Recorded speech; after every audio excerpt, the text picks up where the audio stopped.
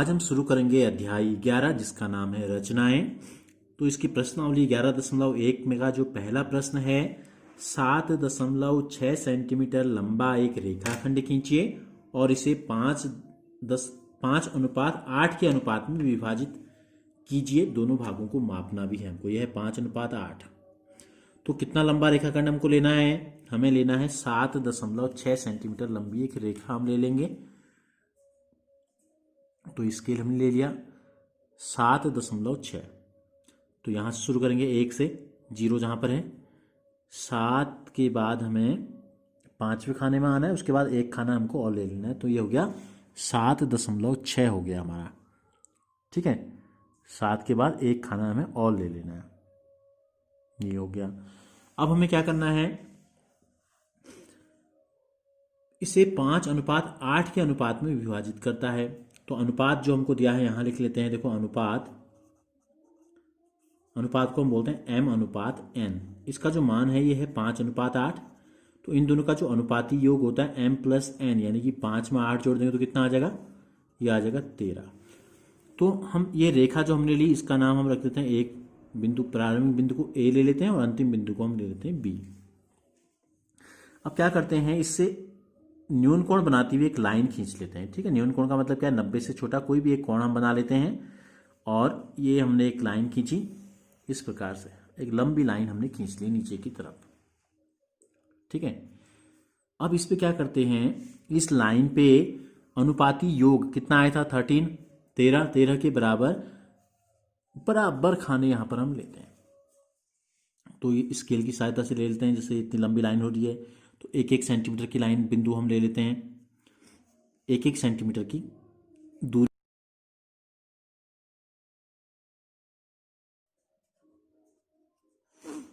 उसके बाद क्या करते हैं, 13वां जो खाना है, अंतिम खाना A13, इसको मिला देते हैं B से।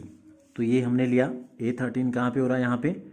इसको हम मिला देते हैं आपके बिंदु B से। ये हमने मिला दिया इस प्रकार से। ठीक है, अब क्या करते हैं, अनुपात हमको दिया था 5:8। तो A5 से, 5वें खाने से इस लाइन के समांतर एक रेखा यहां से खींचते हैं A5 से। तो समांतर रेखा खींचने का मतलब क्या है, इस रेखा के साथ इसने जितना कोण बनाया है उतना ही कोण हम A5 पे भी बना देंगे। ये देखते हैं, जो A से ये A1 A2 A3 बनाते हुए लाइन आई है, इन दोनों रेखाओं के बीच का कोण कितना है? इन दोनों रेखाओं के बीच का कोण देख लेते हैं कितना है। एक चाप हम लगाते हैं अनुमान से। ठीक है, एक चाप हमने इस प्रकार से लगा दिया। ये एक चाप लगा दिया। अब कहाँ पे बनाना है हमको? जैसे A13 से एक लाइन गई है, ऐसे एक 5 से जाएगी, तो A5 पे भी हम एक इसी प्रकार का, इतनी ही दूरी का एक चाप लगा देते हैं इस प्रकार से। ये एक चाप लगा लिया। फिर क्या देखते हैं, इन दोनों रेखाओं के बीच की जो दूरी है ये कितनी है, इसको नाप लेते हैं। जहां पर ये काट रहा है लाइन को दोनों, देखो ये दूरी आपकी इतनी है, इतनी दूरी है। तो इतनी ही दूरी का एक चाप इन दोनों लाइनों के बीच में भी हम बना देंगे। यहां पे जहां पे काट रही है, देखो A2 और A3 के बीच में, यहां से एक चाप हमने इस प्रकार से लगा दिया। अब A5 से इसको मिलाते हुए एक लाइन खींच देंगे। ये A5 से हमको पता चल गया कि ये देखो इस प्रकार से ये यहां से कटते हुए जा रही है। तो इसको A5 से इसको मिला देते हैं इस प्रकार से। ये तो ये इसके समांतर रेखा हो गई। ठीक है, इस कोण के बराबर कोण हमने यहाँ पे बना दिया। तो ये A और B को जहां पे काट रही, माना ये बिंदु C है, माना ये बिंदु क्या है? C। तो इस बिंदु C जो है ये AB को 2 भागों में बांटता है। ये वाला हिस्सा AC और BC का जो अनुपात है, ये अनुपात हो गया 5:8। अब आपको रचना के चरण लिखने हैं। सबसे पहले कैसे कैसे हमने किया, सबसे पहले आप लिखेंगे AB 7.6 सेंटीमीटर लंबी एक रेखा खींची। A से न्यून कोण बनाते हुए एक लाइन खींची।